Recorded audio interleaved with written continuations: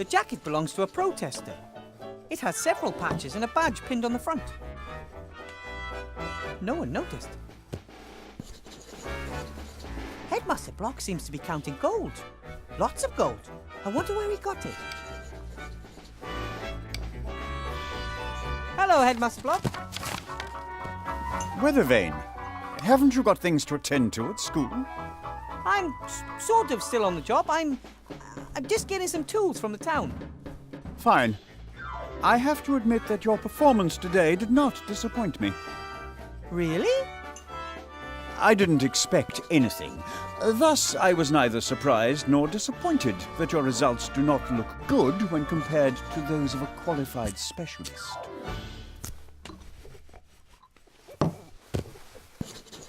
I think that you're unfairly giving me difficult tasks just so I can fail at them, and then you have an excuse to get rid of me. Oh, I could get rid of you with very simple tasks, Weathervane. It's not your fault. You shouldn't have been put in a position in which you are confronted with tasks that are beyond your schooling and your abilities. What are you doing there, if I might ask? Surely you can't earn that much gold as a school headmaster, right? Of course not. The gold is for the council leader's election campaign. I'm her party treasurer. Some people want the council leader to win the election very badly. Of course. They see their donation as an investment in the future, and they know how to make a difference. Have to be going. I'll be expecting you tomorrow after the opening ceremony for a staff appraisal meeting, so we can talk about your performance. Very well. My golem and I are going to show you. A sheet of paper with lots of paragraphs in small type. It says, licensing law at the top. Rules for different drinking games, maybe. Swinging Seastone, the town that never sleeps. This postcard was clearly sent before the war. Even the Mage School Tower is in its proper place. Master Marcus and Bill eventually had enough of this strange role-playing apparatus. I thought Master Marcus had outgrown his love of fantasy worlds, but now there's live roleplay. I'm worried about him. Eventually, he might spend all of his time in his fantasy roleplay world of bicycles, tax returns, microwaves, and branded soft drinks, and forget the real world entirely.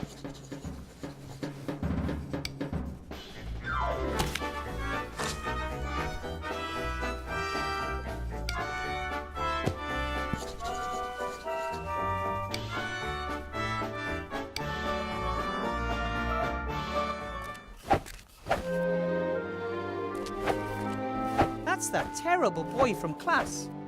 Pretty late for a little guy like him. Young guy.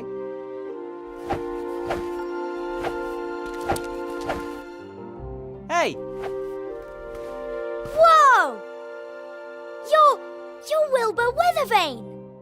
Out to make fun of me, are you? You're probably upset after I proved that I know more about magic than you thought at school this morning. What? What are you talking about, Master Weathervane?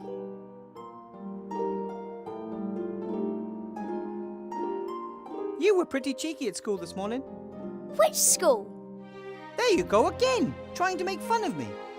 But Master Weathervane, I'd never! This morning in the Mage School, you were trying to make me feel uncomfortable and look stupid in front of the other students. The Mage School? In the Upper Town? I'm not even allowed there. I wasn't born in Seastone, and I'm certainly not important enough to enter the Upper Town without a good reason. You mean to tell me you weren't in my class this morning? In your class? To become a wizard? That would be so cool! I still believe you're trying to make fun of me. Or do you have a twin? Not that I know of, Master Weathervane. Hey! Perhaps someone was controlling my thoughts without me realising. Now I'm sure you're trying to make fun of me. No, it is possible. Not all of the sorcerers, necromancers and lawyers in the Shadow Army were captured, right? You look like you're training for an important battle. No, I'm reenacting your battle. how you and Captain Bonnet and Princess Ivo defeated the Arch-Witch, Mortroga, in the Black Tower. Oh, really? It must have been the greatest battle of all time. The solitary heroes, surrounded by monsters, standing up to the leader of the Shadow Army and her son, Monkus. Boom, bash, ja! Well, maybe it wasn't quite that dramatic. 10 years of war, the artifact of divine fate, and suddenly, peace. What's not dramatic about that? It's getting late. Isn't it about time you went home? I'll wait until all the guests have left the tavern. Sometimes Zloff and Blout give me a room, if no one is renting it. You don't have a real home? I've got lots of homes. Sometimes I sleep down in the tent city, and sometimes Widow Twanky lets me sleep on the bench in front of her fire. But if I can sleep in a real bed in the pub, then of course I'd prefer that. I have a small room in the school. If you can't find a bed in the guest house, you're welcome to sleep at my place. My rabbit sheep won't be able to defend his bed in his usual manner, and I can sleep on the floor. That would be... wow! But the school's in the upper town. I'm not allowed to go there. Ah, silly rules. Maybe you'll win the lottery. Which lottery? There's a lottery tomorrow. The winner gets to live in the upper town. That would be fantastic! Maybe you'll get lucky. Everyone has an equal chance. I'm sure to win. And if not today, then perhaps next time. Was good to see you again, or met you for the first time. There's no way I would have forgotten if I'd met you before, Master Weathervane. Either the boy's making fun of me, or that's another item from our list of strange events.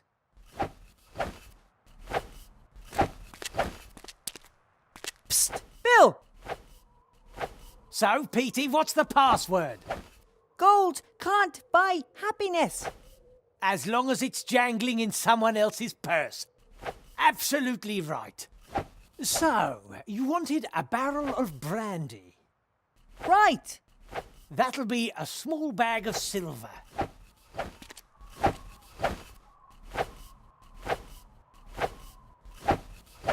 One barrel of brandy coming up. That's it. That's the barrel with the bark. What did you say? Nothing. Just thanks for the delivery. As long as you pay, I deliver. Take care. Bill didn't pay any taxes on that barrel. And those taxes build roads, care for the sick and elderly, and pay for my apple. Shield Hand won't be impressed.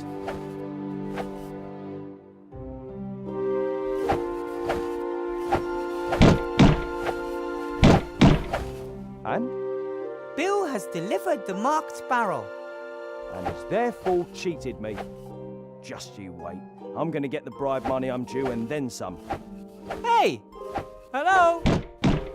What about my exemption? Hey, Mr. Shield Hand, we had a deal.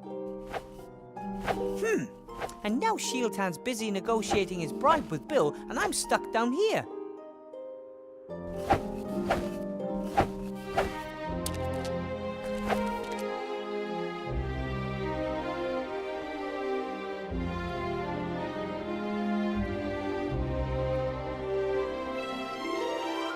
This looks like a hatch.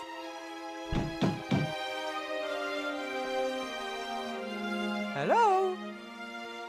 Aloha. Are you talking to the enemy?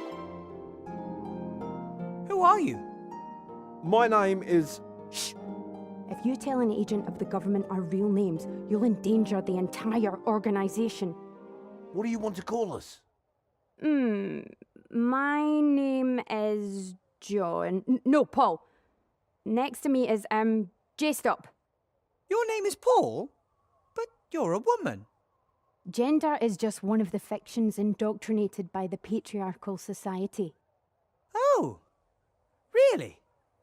I didn't know that. What are you protesting about then?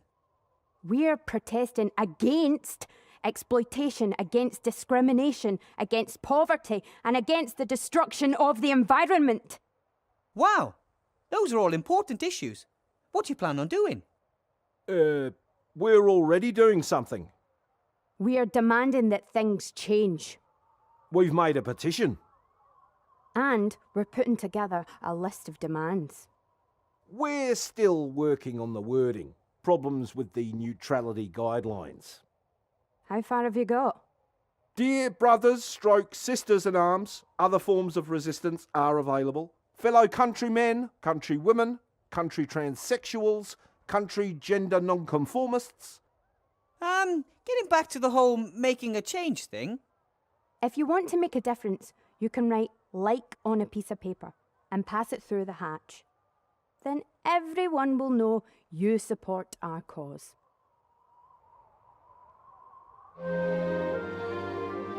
If you're for justice and change, you'll probably be voting for Archmage Alistair, right? The election's a joke. One corrupt politician replacing another, and behind the scenes it's always the same people pulling the strings. That may be true of the council leader, but the Archmage... Big Mana's got them eating out their hands. Exactly. The magic industrial multinational that was responsible for the war. So you're entering your own candidate? That's pure daft. There's no point. We're doing the only thing that will lead to success. We're protesting. Maybe I can pass on some of your demands to the Archmage and we can see what can be done. We demand that no one in Aventásia should ever be poorer than average. Isn't that mathematically impossible? Not at all. If every resident got exactly the same amount of gold, then no one is poorer than the average. But if everyone gets the same amount of gold without having to do anything for it, why would anyone bother to earn the gold in the first place? Only someone who belongs to the rich elite could ask something like that. Did you build the barricade? Aye, that's right. Do you like it? Yeah, it's beautiful. But it kind of blocks the whole street, doesn't it? We're gonna dry you lot out till you give us what we want. But the upper town is supplied by airships. We won't move an inch until you stand starving and freezing before us. But we've got plenty of food. And if my rabbit sheep didn't always take my bed, I wouldn't freeze either. I told you it doesn't work like that. We are protesting here, and there's nothing you can do about it. Everything all right in the lower town? Couldn't be better. The fire of protest is stoking up hell. People are being drawn closer together by a common noble goal. And because of a lack of space. Wheesht! Why did you set up the barricade here and not at the gate? That would have given you loads of extra space. And the inn would have been on our side too. Our barricade is more visible this way. The elite should quake at the sight of our resolve. I don't think they're doing that. You're clearly trying to drive a wedge between us, agent. See? The fat cats are trying to sabotage us. They're afraid. That's a good sign. Have to be going. May the protest never end.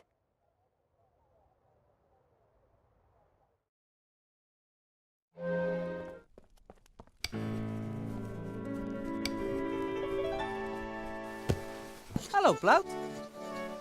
Wilbur! Before I became a mage, I worked in a dwarven inn in the White Ridge Mountains. You have stupid boss too? I am not stupid. Proud always have to work much more than sloth. That's because you're so clumsy. We do the same amount of work.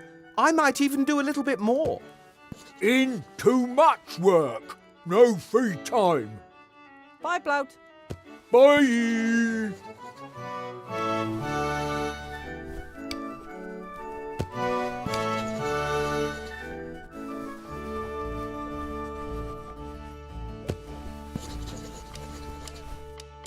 Hello, Sloth.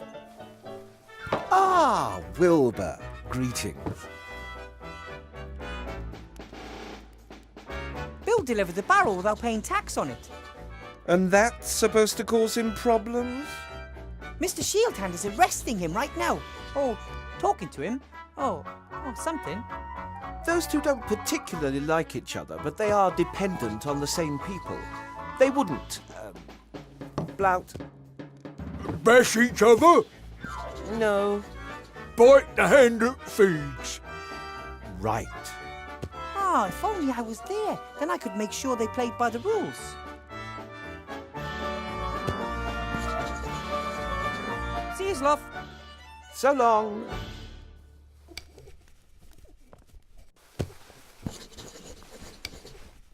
That's the reporter who let the council leader dictate tomorrow's news to him. If I've ever seen a frustrated man, fox, then it's him.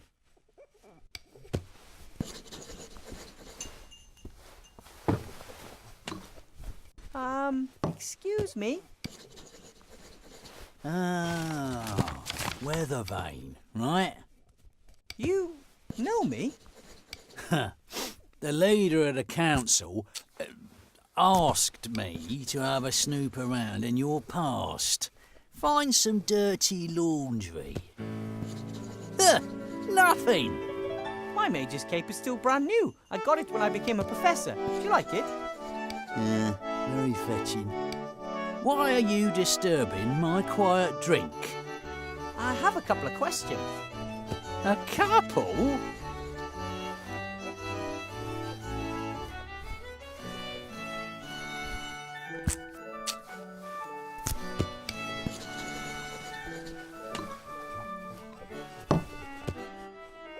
You're the editor of the Seastone Lookout, right?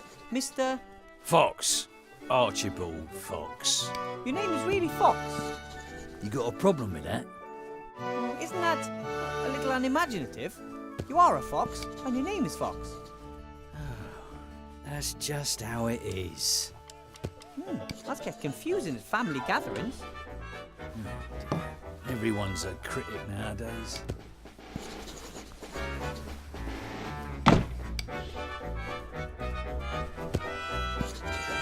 I noticed that you're always drinking from that same glass. So? Shouldn't the glass eventually be empty? It's a magic glass. Sloth came up with it. He didn't want to keep bringing me new glasses, and I didn't want to keep waiting for the next drink. So he magically connected the glass with one of the barrels behind the bar. A win-win situation.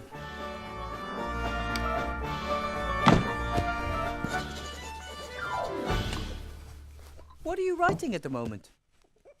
An article for tomorrow's edition. Pet dragon attacks on the rise. Child mauled. How does that sound?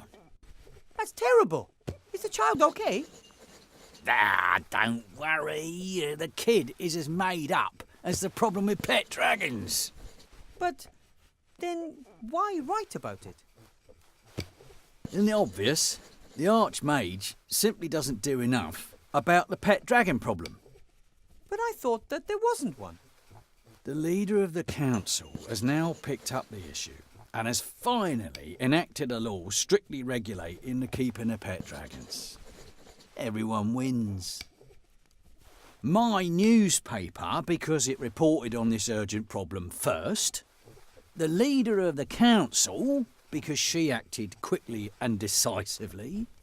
And the citizens, because they don't have to worry about pet dragons anymore. Are you worried about pet dragons? No? You see, all thanks to Mrs. Van Buren. I saw you up there, at the lottery drum. Council leader Van Buren was there too. Not one of my greatest moments. Letting a politician tell me what I should write about her. So why do it then? You can't drink integrity. Anyway, it's fantastic being able to influence so many people's opinions. What I write becomes a big issue of the day, you know?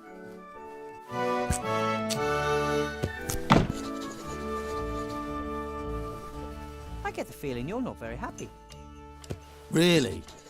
Why shouldn't I be? I've always got enough liquor in my belly and I've never earned as much gold as I have this past year. I spent it on women, alcohol and fast horses. I just frittered the rest away. I simply must be happy.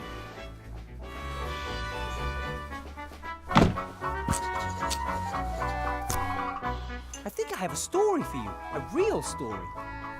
Yeah? As we speak, the captain of the town guard and a notorious merchant are negotiating bribes. What do you say to that? I'm shocked. No, seriously. Bill smuggles alcohol into the lower town, bypassing customs. Mr. Shieldhand knows about it and wants a bribe. Wilbur, let me explain. Mr. Fox, you're a reporter. It's your duty to report on things like this. Do you know why you feel so lousy? Because you're a bloodhound. Fox. Because you're a blood fox. You don't want to just make up stories and have propaganda dictated to you. You want to investigate. You want to uncover. You want to expose. Ah, all right then. Come and see how this old fox sorts things out. Fabulous. There's just one problem. Those two are in the upper town and the gate is closed. I'm a reporter. I can go anywhere.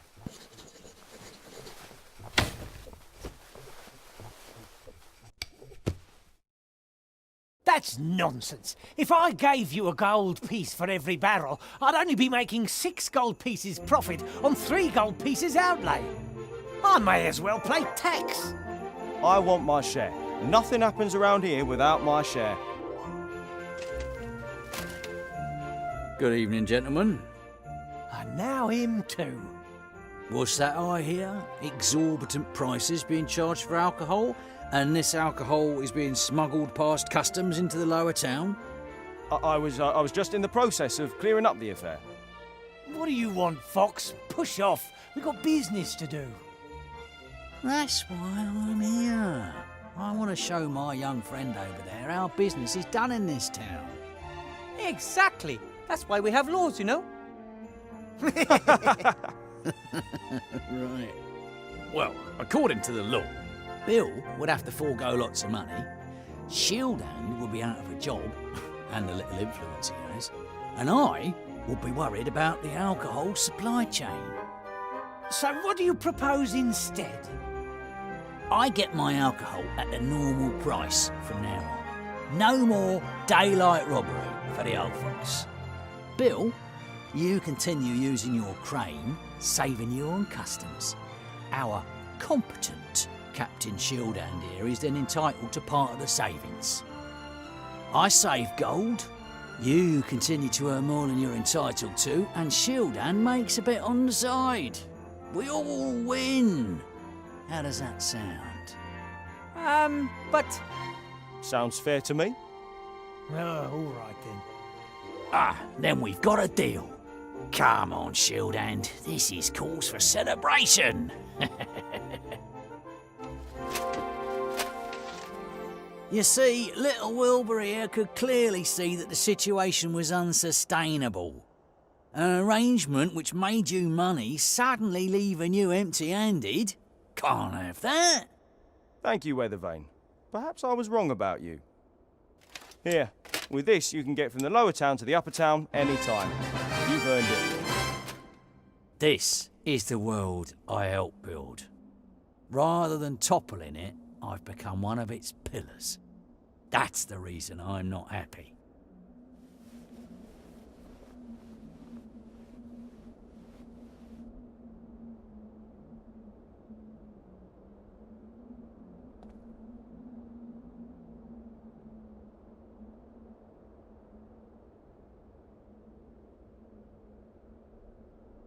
What can I do for you?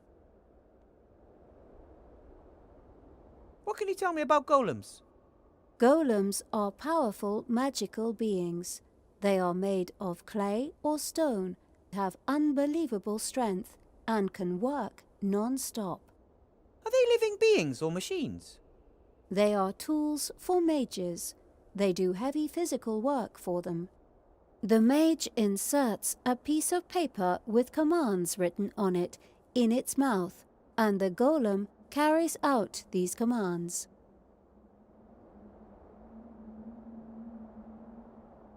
Where can I get a golem? Or do I have to build one myself?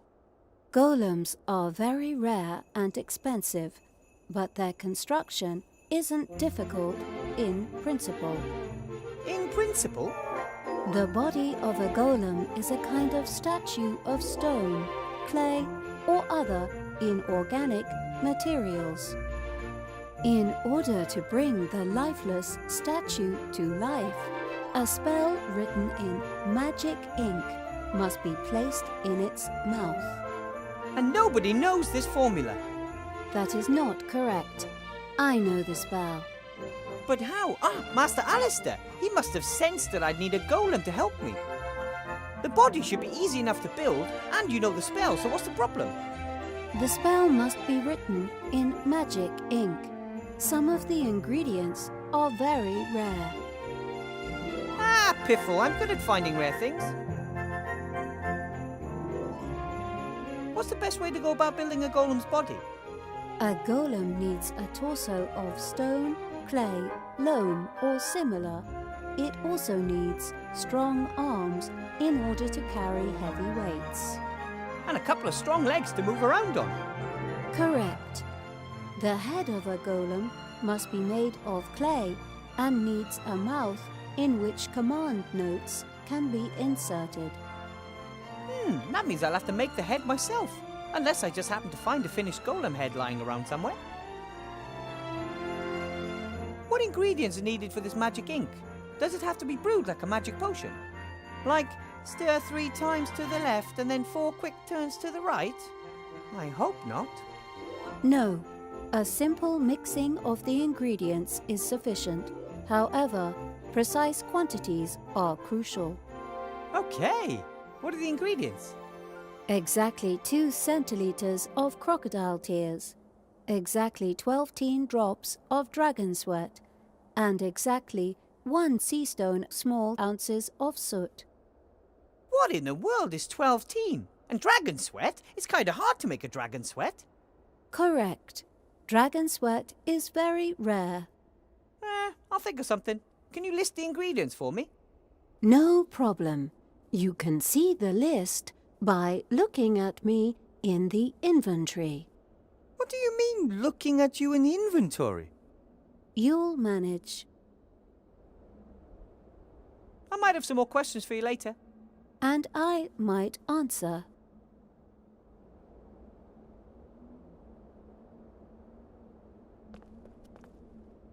Hello, Bill. Wilbur.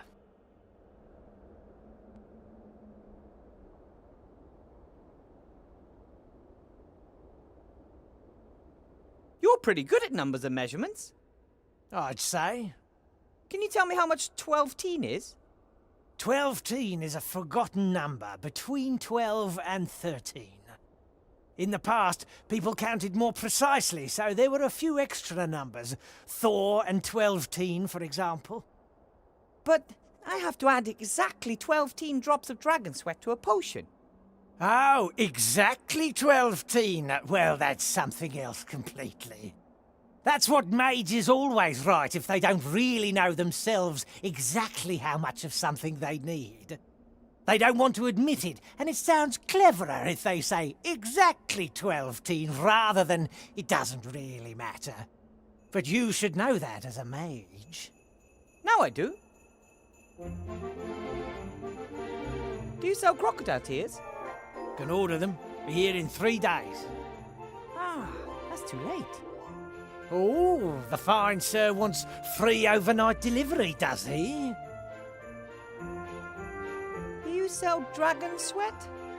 Dragon sweat? That's very expensive. I was afraid of that. But I need it badly. I mean expensive like, I'll give you half of my kingdom and my prettiest daughter. Even you can't afford that. Too bad. I have to be going, Bill. See you next time. See ya.